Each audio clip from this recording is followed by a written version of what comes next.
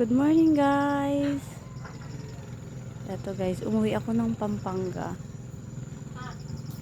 Uwi din ako bukas guys. Kasi mag-harvest kami ng konting spinach. Mga Ate niyo, mahal natin yung tipakpakaw.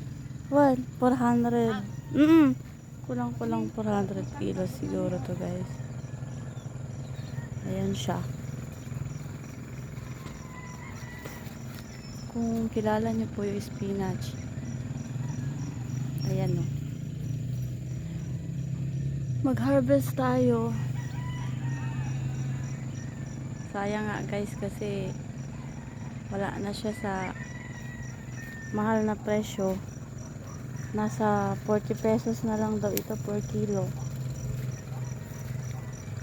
Ang bilis lang. Ang bilis bumaba ng ng tawag dito, presyo mga guys. So ayan. Halati ka mat. Tsura ng suot ko. Kakauwi ko lang din. Dumalaw lang ako.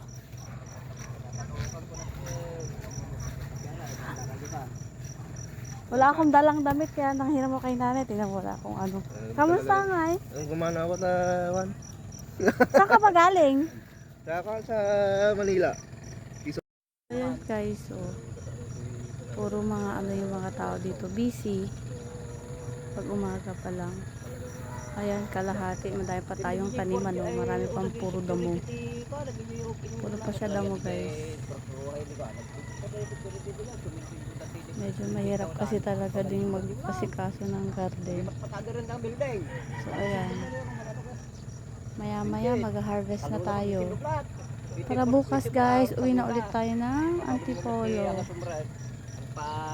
Ayan guys, si Uncle. Tapos si Auntie. Mga busy sila guys. Maga-maga pa lang.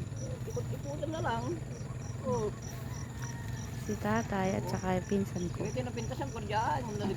Nandun yung patubig.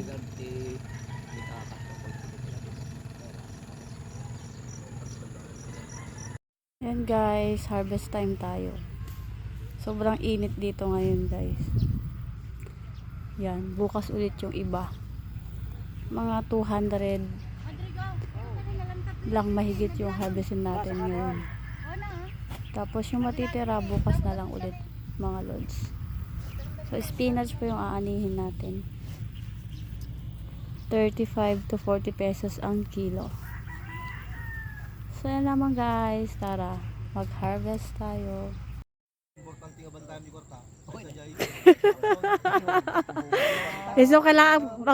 Kailangan mag-practice ka ng tao mo, di ba?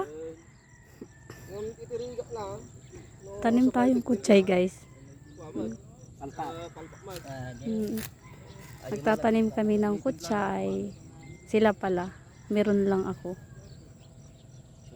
Dito naman sa kabila, nag-harvest sila ng kutsay. Ayan. Chives yan guys, chives. Ayan guys, so ang luwang.